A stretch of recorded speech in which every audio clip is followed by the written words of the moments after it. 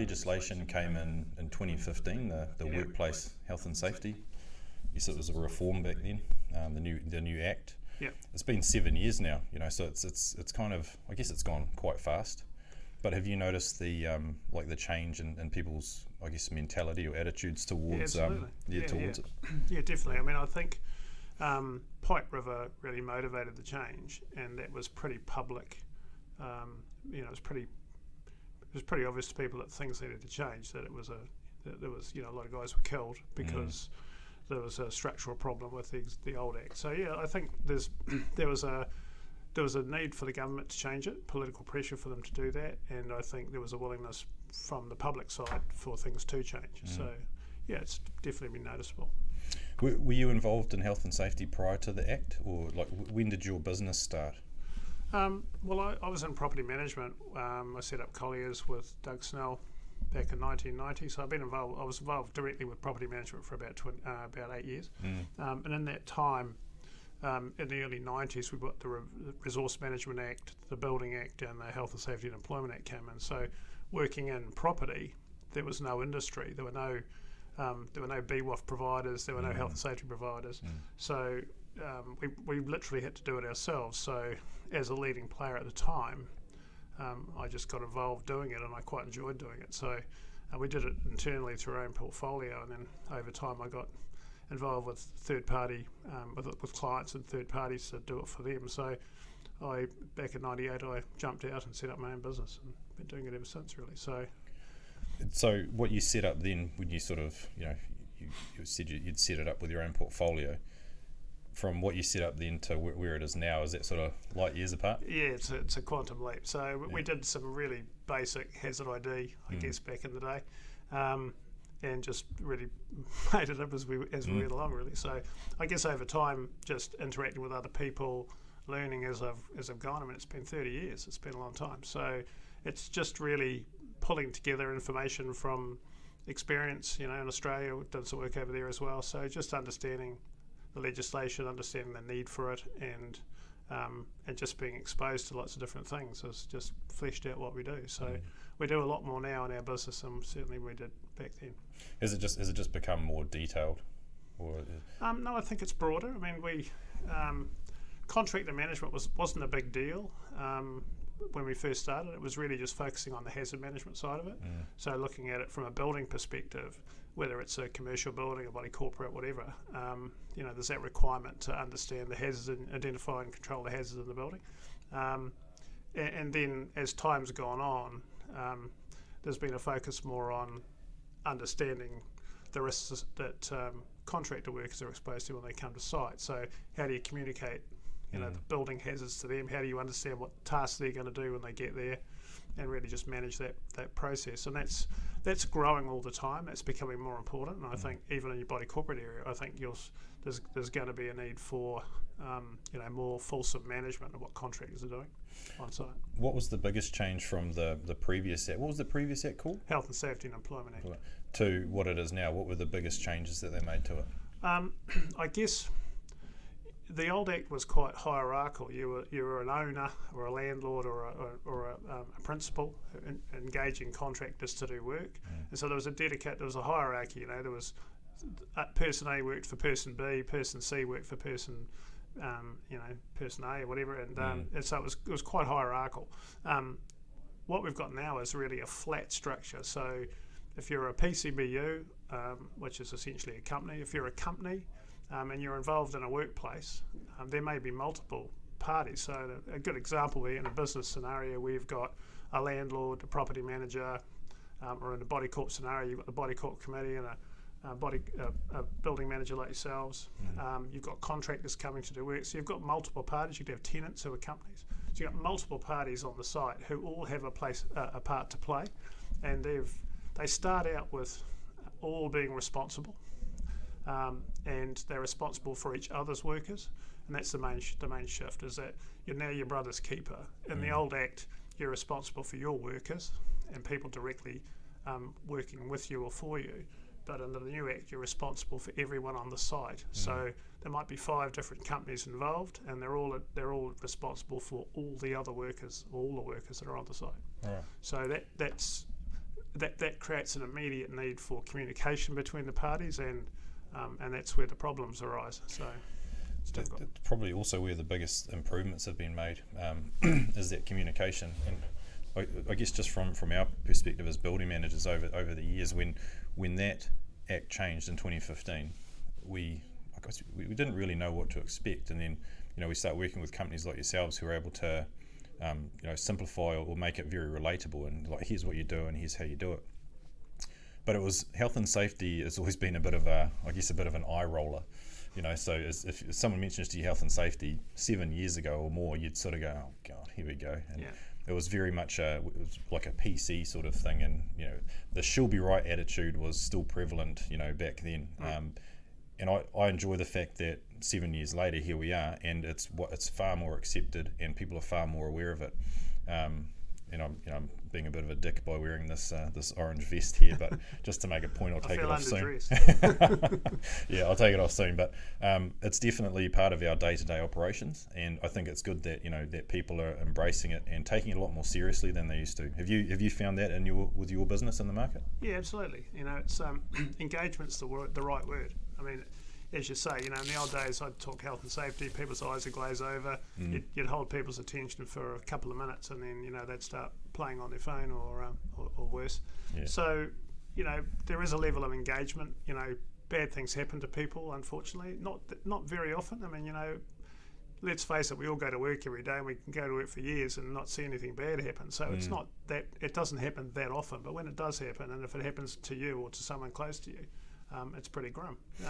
And so I think that level of engagement, understanding's there, and it's just definitely been a massive shift. And unfortunately, that can quite often be the trigger for someone to take action, is when they actually have a situation that's directly affected them, like a family member's being hurt or killed or whatever, and up until that point they might have been pretty relaxed about things, but then they suddenly go, oh, should I better do something about it? Yeah, absolutely. Yeah, you've sort of, and so I guess in relation to say the apartment and the body corporate market, because that's where we interact. And I find that the service that you guys provide is awesome with those with the hazard identification reports. Right. They're a bloody useful tool, and just the way that you go about doing your site surveys, producing that report. It's got photos, it's got recommendations, it's got the high, low, medium type risk level and stuff like that. How did you did it take long to develop that when you set up the business, or has it been through quite a few different iterations? It's been through some iterations, I guess. We started with spreadsheets back in the day. In fact, no, we didn't. We started with Word documents and pasted in photos back in the day. Yeah. But I guess I approach. I'm an engineer, so my thinking is practical, and I like to believe, and I'm pretty sure our culture and our business is really about delivering practical outcomes for people. So there's no point paying a consultant, a whole pile of money to produce kilos of paper. What we wanted to do was to create practical advice, and the challenge I set my team is that whenever we raise an issue, that we provide a solution. We tell people what we think you should do. It's not always very palatable because it's quite expensive sometimes, but and if it's not option A, then look closely at option B. So it's about practical advice. So we morphed from the old Word days into spreadsheets, and with photos, thumbnails, which is all very exciting for people when they got them. And about 6 or 7 years ago, it was probably about 8 years ago actually now, we decided we'd build a portal. I decided we'd build a portal, an interactive portal for clients to use.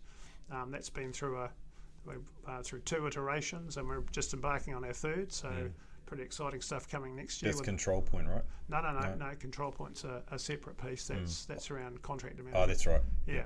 So now our portal is about hazard management. So clients log into the portal. So we've got several thousand sites on that portal. Some body corporates use it to manage their hazards, and it's available for anyone who's interacting with a site to be able to log in and have their say and mitigate the hazards, or detail what they're doing to mitigate the hazards. So that's been a big shift.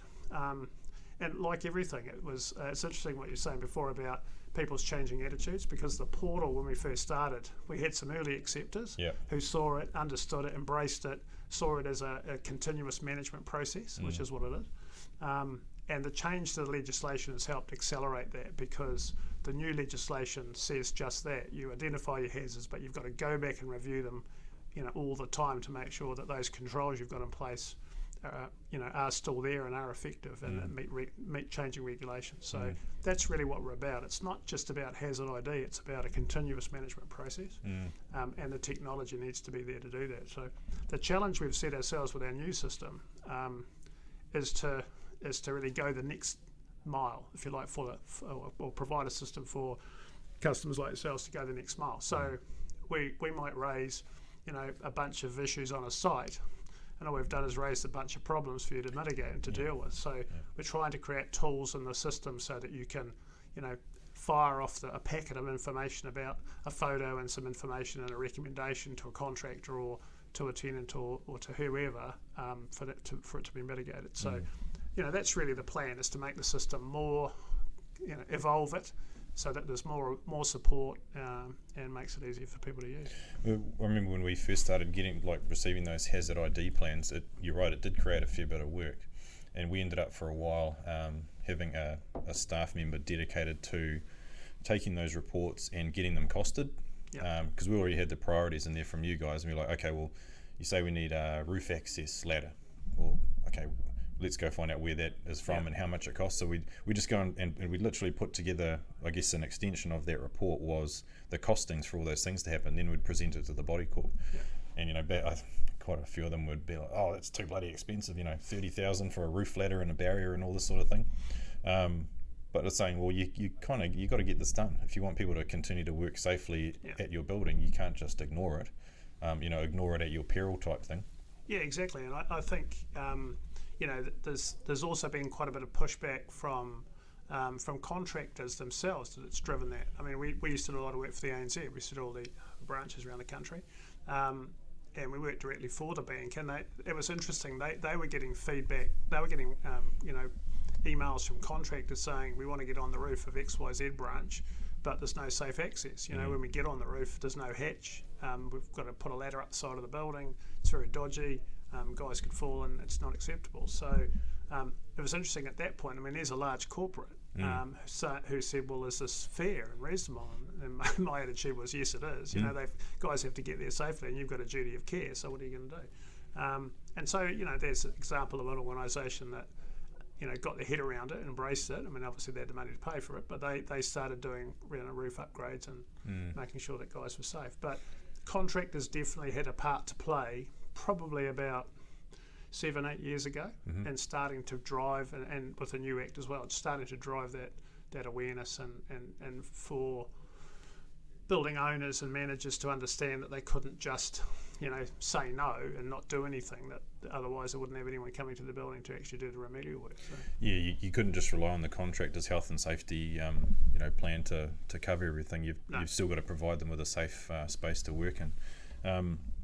The other aspect too is with those solutions that you came up with in those reports, would they vary from, say, your company to the next, or is there a whole lot of standard things that you kind of No, we've developed all that ourselves. I mean, there's a huge amount of intellectual property that's been built up over the years around how we do it. I mean, I guess the sort of logic is that the courts require you to follow a certain logic. So if there's a code of practice, a gazetted code of practice you've got to follow, then you follow it. If there's regulations, you have to, you're compelled to follow the advice or the instructions in those documents.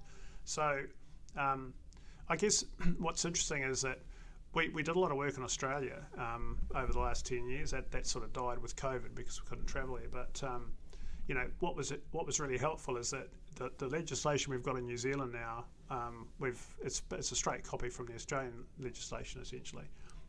When Australia brought that out, must be 10 years ago now, they were seeking to have the same standard health and safety legislation across all their states. So they all got together. It took them a few years to thrash it out, but on about 10 years ago on a given date in January, I think it was, they repealed all their individual state legislation and brought in the Model Act, as they called it. And with it came a set of work health and safety regulations, a really, really detailed, huge document, setting out how you do everything from working at height, machinery, electrical, chemicals, you name it, that's in there. Okay, it's a massive document. It's a really, really good document.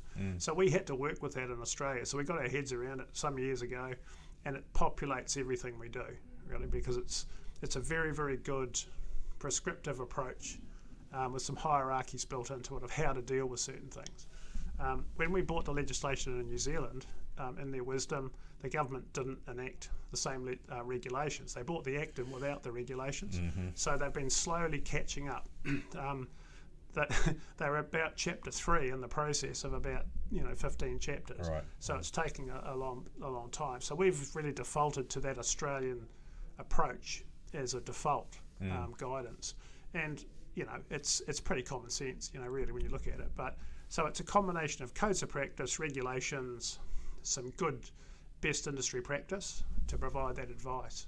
But the key thing to remember is that what our Act requires is that you look at the thing you should do or you ought to do to protect somebody. So if there's a fall, for example, you really should put up a barrier. And if you don't put up a barrier, whatever you do has got to be as good as having a barrier. And that's the test in court. You can't just have a sign there saying, no, be don't careful. Fall off. Exactly. Yeah. Yeah, so that's a challenge, and I guess getting people to understand that and getting clients thinking about that. I mean, a good example of that is in recent times we did I won't name names, we did a big roof safety project for a large New Zealand corporate. We went around about 130 sites around the country and looked at their roof safety arrangements. And they had unprotected skylights, unprotected roof edges, guys going to work on the roof almost daily or at least weekly. So there's a risk there. So the orthodox way of them handling it in the past has been to have lifelines on the roof where the guys would wear a harness and hook up to that lifeline to do gutter work or work on equipment close to the roof edge. And just feedback I got from the UK when I was on a seminar over in London a few years ago was that in the UK they've gone right away from those systems to roof edge barriers.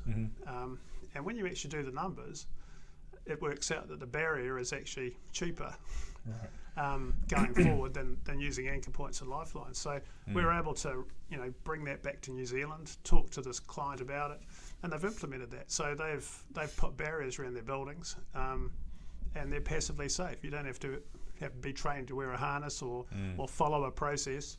You're just always safe because there's a barrier there. I recall one solution on a roof a few years back where I think they put like this strip across because they found that contractors were, say, working on their knees and they'd be moving backwards, and they put that strip 2 meters from the edge so that they could physically feel it with their foot. But then it kind of almost became its own hazard, and that it created a trip hazard as well. So at what point does a solution also potentially become another hazard? Because you try and solve one problem, but potentially you create another. Yeah, well, you've got to be thinking about what you're doing, don't you? Really. So, I mean, it's there's I can remember there's a supermarket roof in Queenstown we did years ago where they put a lifeline and they put a walkway and they put a lifeline along, and you couldn't see the lifeline. It was right across the walkway, so it was like a tripwire at about 300 mil off the ground. So you tripped over it and fell off the building. So brilliant. So people need to think about what they're doing, and I guess once again I said we're trying to do things that are practical. So it's good to hear you say that, because you kind of get the feeling that some of this legislation is designed for people that don't think, or so that people don't have to think. But so it's quite good to hear that there is still an onus on the operator, to still be aware. They can't just sort of wander in with their eyes shut and think everything's going to be all right. Yeah, and I think that's there's it's my hobby horse, but there's been a tradition in New Zealand of trying to offload it to someone else, and it's you're not. I'm not my brother's keeper. I hire a reputable contractor. We hear that all the time. But I only hire reputable contractors. They should know what they're doing. But they're just people like everyone else, and we're all full of human frailties. We're thinking about the football, or someone we want to take out tonight, or whatever it might be, right? So we're distracted, and we lose spatial awareness. You said before about moving backwards until you encounter that line or a bump rope or whatever it might be. It's to remind you that, hey, you're getting into a danger zone. So it's really interesting. I had when I went to London a couple of years ago, as I mentioned before, I don't know if you recall Eddie the Eagle. He was the ski jumper. Yes. He spoke at this conference. It was quite interesting. He said, when you're at the top of the ski jump and you're looking down, you're incredibly focused. Yeah. You're tuned into the wind, the weather, what's happening, the ice conditions, you name it. You're absolutely 100% focused. And the reason you are is because the risk is incredibly high, right? And so the other thing they did was they said, hands up everyone who's ever driven over 100 miles an hour in their car. And a few of us put their hands up. Yeah. And I said, first they said, how many of you have changed the radio station while you're driving your car? Because everyone puts their hand up. Mm-hmm. How many of you have driven over 100 miles an hour? How many of you done both? Mm-hmm. Right? No one put their hand up. And it's the reason you don't is because there's an automatic risk assessment that goes on all the time. Kids learn it when they're little. Yeah. They get to the top of the slide and they think, forwards, backwards, what's my skill set? Can I cope with that? Am I going to put myself at risk? Consequences. Yeah. So that happens all the time, but it's the point at which more accidents occur at slow speed because you lose that spatial awareness. Your mind's thinking, I'm really not at risk. Yeah. So I can text on my phone, or I can change the radio station, or I can do whatever I like, because I think my risk is low, and it probably is low. But that's when bad things happen. So that spatial awareness is pretty important. Yeah, and it's interesting to see that a lot of the speed limits around the city now have been lowered even further. So we're going to have even more sleepy drivers around the CBD. That's right. Yeah, exactly. Just on that, because the like you mentioned before about the Australian legislation and the UK legislation, we've always heard that they've been miles ahead. Like Aussie's been miles ahead of us, and then the UK's miles ahead of Australia.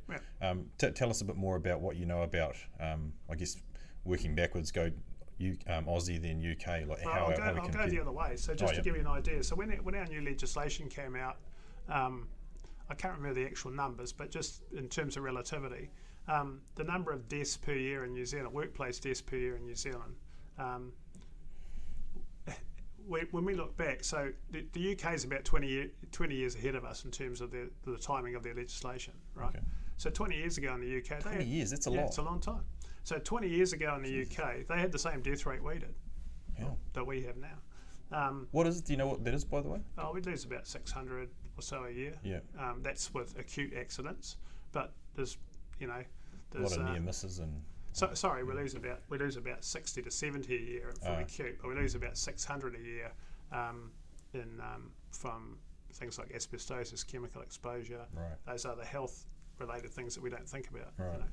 So it's not a huge number of people that do. And the thing about it, because it's only 60 or so deaths, one or two events can make a huge difference to the numbers. So it's So when you say acute, you mean someone that would actually die, a physical accident, say at a work site, and then the other ones are, say, maybe long-term asbestos inhalation, exposure, lung cancer. So workplace exposure. Yeah. So agrichems, asbestos, whatever. Yeah. So the situation is that how did the UK get from where they are now, that they're 1/20th of what they were? They're at 5% of the numbers they were 20 years ago. Right? How did they achieve that? Well, they achieved it from enforcement. And that enforcement created a cultural shift. So it's a bit like disciplining a child. You bring the discipline in and you modify the behaviour. But you don't kill the child. You bring a level of discipline in that's appropriate. And so where would we be on that level of enforcement? Are we sort of quite early in that piece? Yes, we are. We've got a lot of work to do there? Yeah, we do. And our legislation's following Australia about 5 years behind them. Okay. Right. So a lot of our case law is coming from Australia. So in Australia, we've seen some jail sentences. So some people have gone to jail. Wow. Some on home detention. Associated with fatalities, and it's usually around gross negligence, so there's some real warhorse old stories there, but we're learning from their experience over there. So our judiciary is looking at the case law from Australia and applying the same logic. So we're at the point, we're very close, I think, to, and I'm not being alarmist, but I think there's going to be a point very soon when someone gets a custodial sentence. And do you think that'll provide a big shift in the mentality around another step change in how enforcement? I mean, you can throw money at it. You can insure against reparations, and you might say, well, I can afford to write a cheque, You know, if I'm a big employer, I can probably afford to write the check even if it's a few $100 grand. But you can't you can't get out of a jail sentence. So there have already been custodial sentences with home detention in New Zealand around health and safety. So we're right there. And in the UK, just to give you some relativity, they have about 16 a year that get a custodial sentence. Some of them are suspended, but there's probably about 8 to 10 a year that do actually go to jail. So why are we 20 years behind? Like, could you just go there and say we're going to do exactly what they're doing now, or does it take a long time to implement? Is it a cultural change that actually has to happen? Look, and you probably get it is a cultural shift, and I guess I remember going to a seminar about safety years ago in Melbourne, and this guy started, he was from the mining sector, a young engineer actually, and he said, look, you've got to understand, if you're in this safety game, you've got to be a change agent. Being a disciplinarian doesn't really work. You've got to carry people with you. You've got to provide leadership, and you've got to be a change agent. So you've got to tell people how it is, but give them a path to follow and lead them down the path.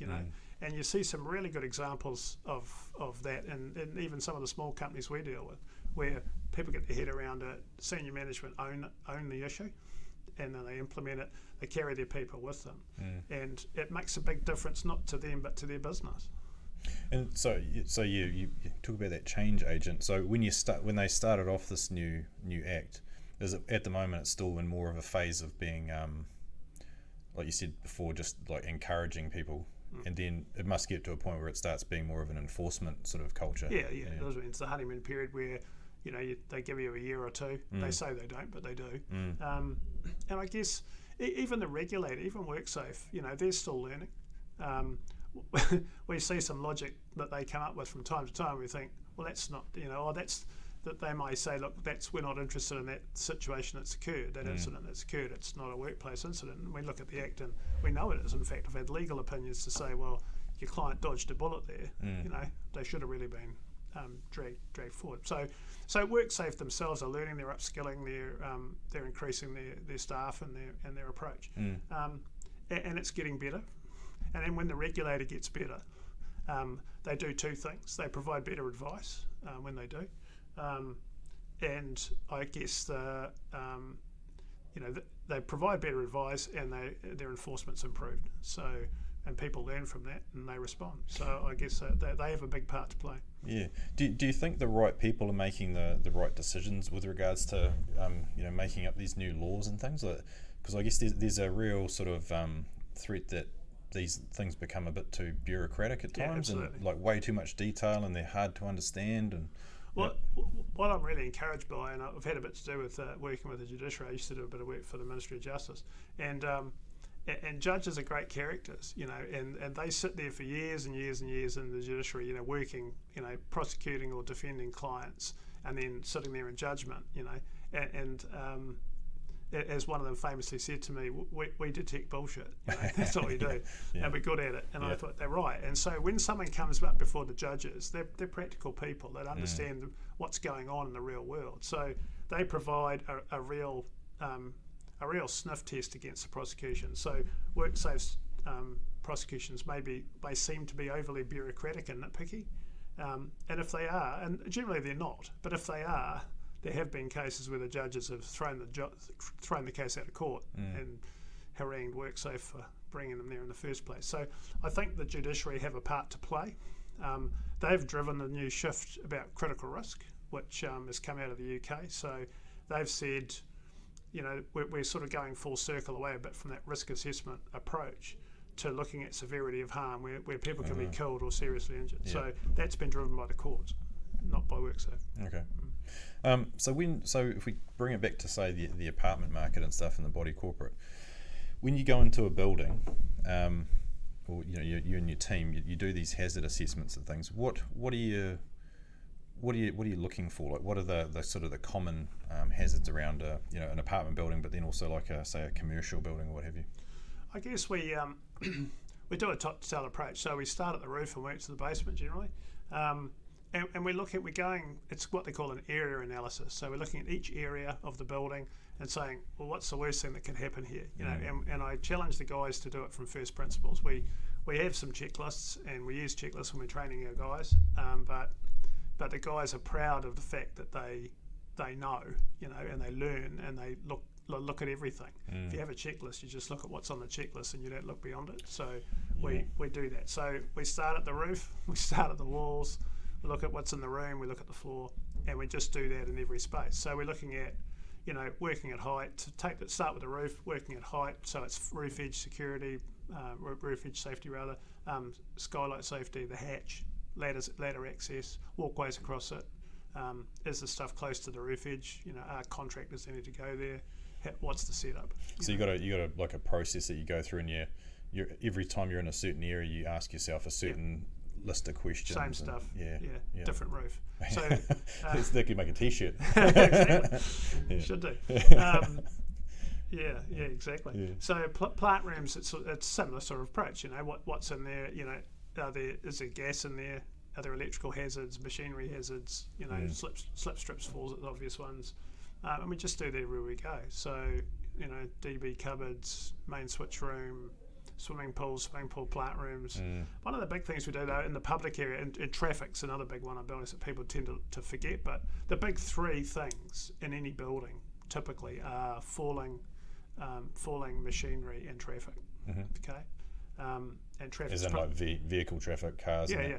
So, whether it's in a commercial situation, whether it's trucks, forklifts, cars, if it's retail or residential cars. I mean, there's children on site, so Jerry the lawn mowing guy drives in his van and goes too fast and hits a child. So that's a real workplace scenario in an apartment situation. So we look for all those things, and we're particularly focused around child safety. So wherever it might be, and we're awake to it all the time. So that's it. That I guess one of the changes that's come in with the new legislation is a broadening definition around what is a hazard. Whereas before you'd think something physical, now we have to look at behaviour. So foreseeable behaviour. So as an example, if you've got a building with, say there's a wine bar in a building, is it foreseeable you're going to have intoxicated patrons coming out of the wine bar? Of course it is. Yeah. So we had a building in Melbourne where we had an incident where a guy came out of the wine bar 2 a.m, needed to go for a leak, climbed into the garden, drunk, climbed into the garden, up a low nib wall into a garden, had a leak, wandered back thinking he was going back the way he'd come, but he was going at 90 degrees and stepped off the end of the garden straight down onto the car park ramp below. Holy hell. So it was about a 4 metre fall onto concrete. But he was so intoxicated that he bounced. He bounced, exactly. Yeah. But here's an example of, a sensible person wouldn't have done those things, but you've got to think about, well, we've got some drunk people here, so what do we do? So we put some barriers in and did some other stuff. So you need to think about behaviour, and obviously when it's adults only, it's what a reasonable adult would do. Not that they're all reasonable, but that's the legal. You're starting to talk about common sense now. No, we're not going there. But as soon as you've got kids, of course, you can't expect a child to act reasonably. So especially little children. So little kids can climb. I've got a 3-year-old grandson who can climb can scale up Mount Everest if he tried hard. So they're a situation where child safety is really important to us. So we look very hard at that when we're doing stuff. And in apartment buildings, even if you might say, well, I've had small townhouse developments or apartments where there's no kids living here, but they come in to visit.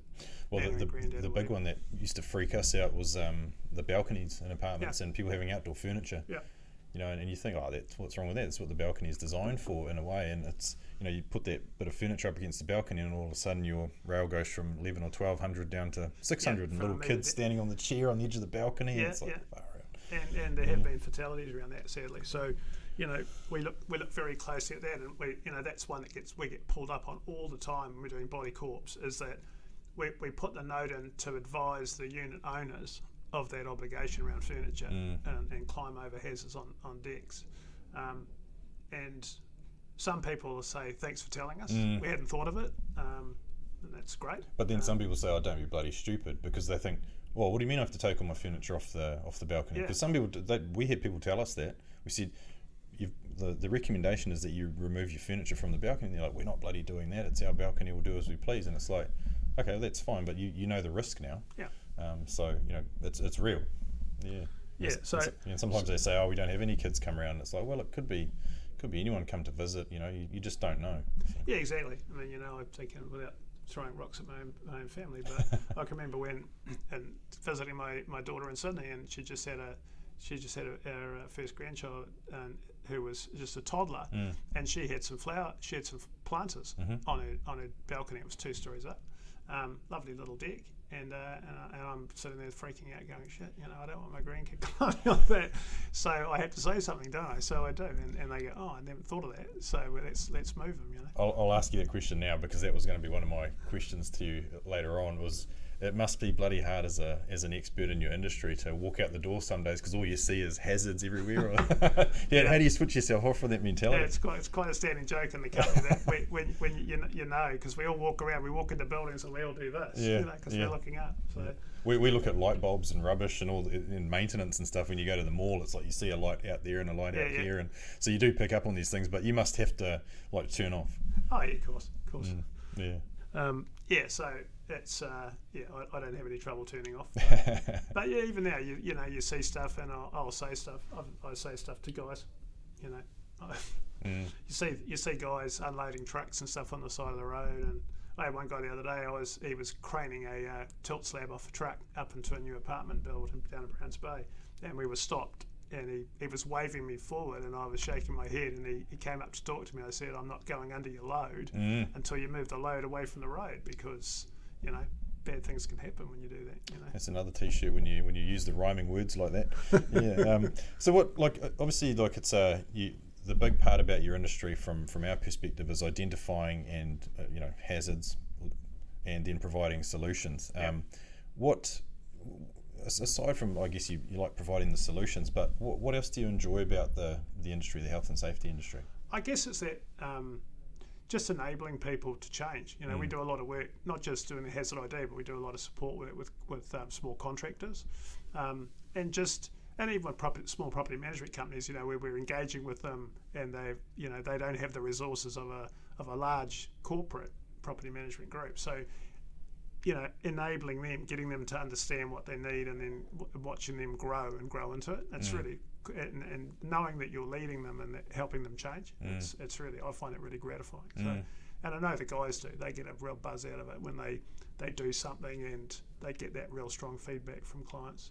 Yeah, just on that feedback thing, do you actually get regular feedback from your clients saying, hey, thanks for that solution because it just saved this or it stopped that? Do you actually get that feedback? The number one bit of feedback we get is when there's a problem. When there's been an accident or we've had a couple of our clients have had accidents on site, and they've been through pretty intense investigations with WorkSafe that we've supported them through, and obviously you get good feedback when that happens, and they understand that's not just about doing the hazard ID. It's about a continuous relationship with the client. And I think in that situation, there's a lot of, they're pretty gratified by what you're doing. But yeah, I think finding the practical solutions, the guys are always, challenging themselves to do that. So we might recommend something, and then come up with a temporary control that gets them out of the problem, for the time being, and lets them move on. And they might look at things and think it's really insurmountable, but with a bit of effort and a bit of thinking, we can help them through it. And I think when you do that, people really appreciate it. Well, with regards to your team, what sort of is there a qualification that people can do in health and safety, or where do you find your staff from?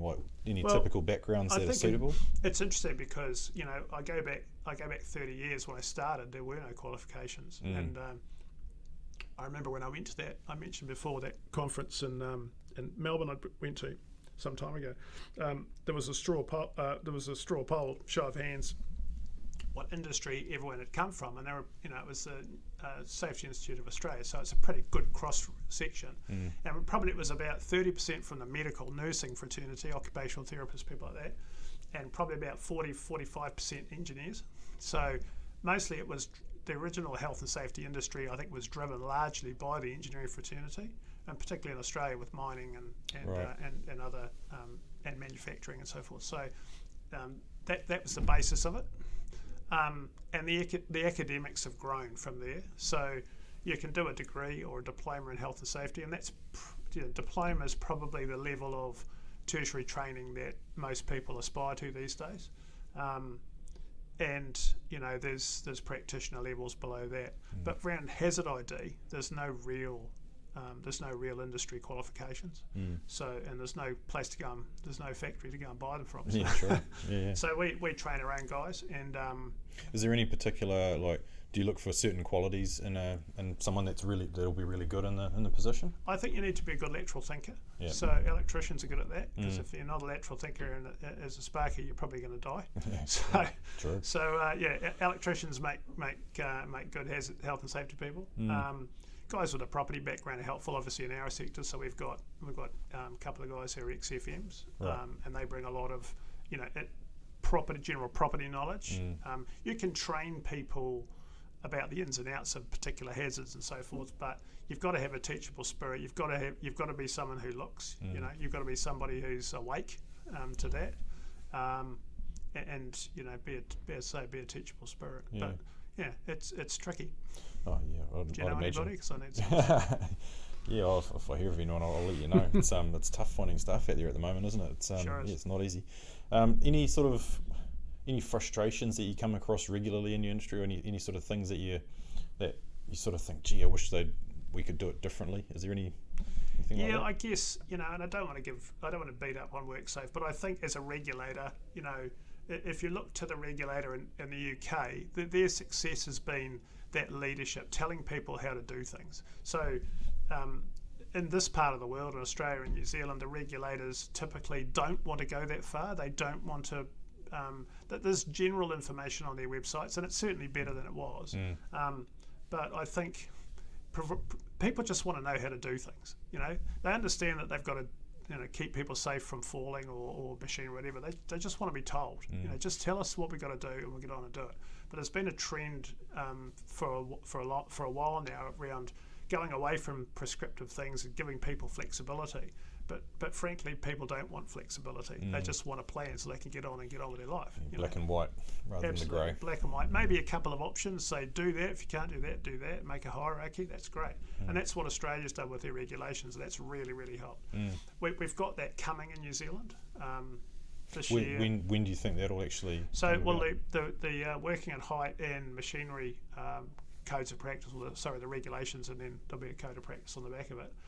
They were due to come out when COVID struck, so they've been delayed. But I'm expecting them probably this year's probably a bit keen, maybe next year. But that they are the big ticket pieces, really. They're the two big chunks that we need to get down. So we've got some prescriptive guidance. So coming back to what you asked me, I think my frustration is that the regulators in this part of the world have spent too much time not providing that prescriptive information and guidance.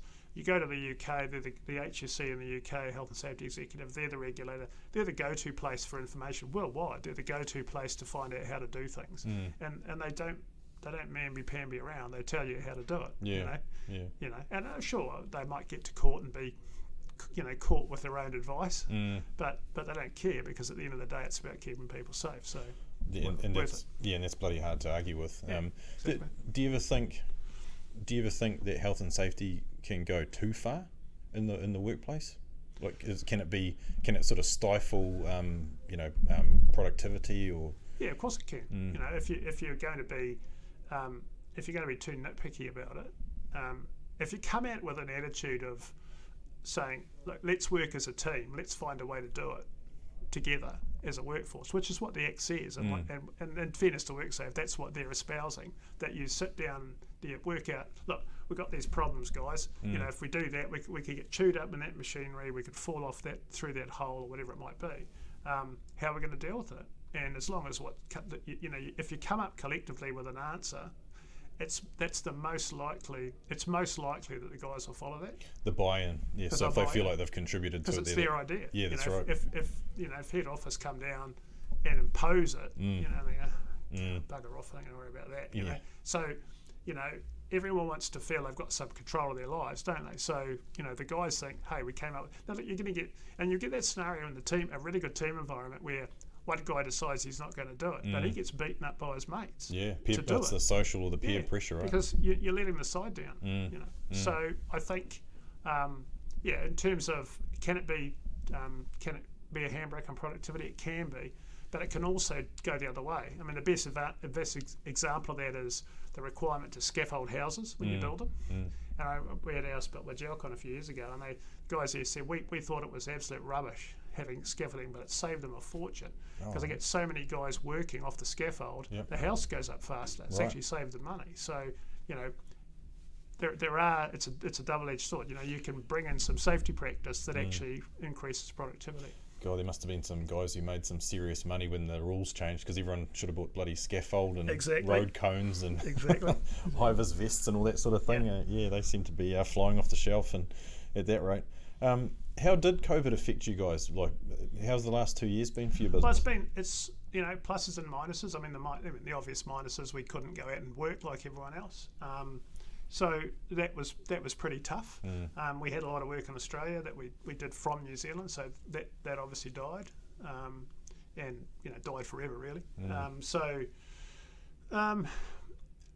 That was that. But I guess what happened was we like everyone, anyone in business sat back, didn't they, and said, well, how the hell am I going to make some money in this environment? How am I going to keep my guys employed, keep their families fed and watered, and how we're going to survive this, even if it's just break even for a couple of years until we get there. So we restructured a little bit, but I think the key thing we've done is we've strategically said we're focused in New Zealand. We're looking at what we do for our clients, embrace this whole concept of it's a continuous management process, and it's a deeper relationship with the client. So not just hazard ID or bits and pieces in isolation, but formulating a whole compliance plan and saying, hey, this is what you need to do, pay us so much a quarter and let's get on with it and just run with the program. And as long as you love us, we'll keep doing it, And I guess, and that's really resonating with, particularly with our owner managers, who've got probably more skin in the game because it's their building, much like a body corp, it's their build, they're managing it directly, it's their building. They may not have the expertise, but they're really invested in it, Yeah, I guess they're all wanting to do the right thing by, everyone that uses the building or lives in the building. Have you got any sort of tips or like things that would really help, I guess, people engage with health and safety a lot more, rather than what we talked about earlier, rather than people thinking or feeling it's a bit of a drag? Is there sort of ways that you can suggest to people, hey, if you look at it like this or do this, or what tips would you have? Yeah, I guess it's that whole embracing it. I had a meeting, I won't mention names again, but I had a meeting with a pretty big organisation yesterday, and their whole attitude traditionally has been you push it onto the contractor, or they want to push it onto us. But I sort of stopped them and said, what you've got to do here is you've got to embrace it yourself. You've got to understand that it's just a part of doing business. You need to understand it. Yeah, you can delegate bits of it out to people like us to do, who are subject matter experts to do certain things. But at its core, the body corporate committee, the commercial property owner, the business owner needs to understand that health and safety is part of the landscape. It's an important part of your business. It needs to be treated that way. It needs to be resourced that way. And just embrace it. And I can tell you, did the old light bulb go off for them? There'll be a light bulb moment, and you'll find your business will run better. And the best example that I had years ago, we did a lawn mowing contractor, right? One-man band. He said, I need health and safety help, So I sent one of my team over to help him, and he had a shed with all his stuff in it, typical, scenarios, back of his garage, and it was there was shit everywhere. You can imagine it.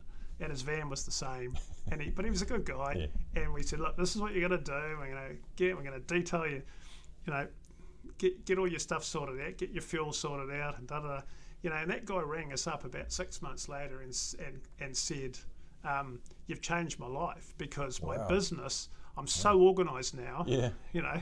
I don't waste stuff.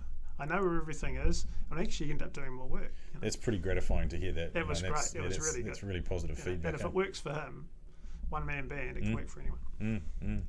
Yeah.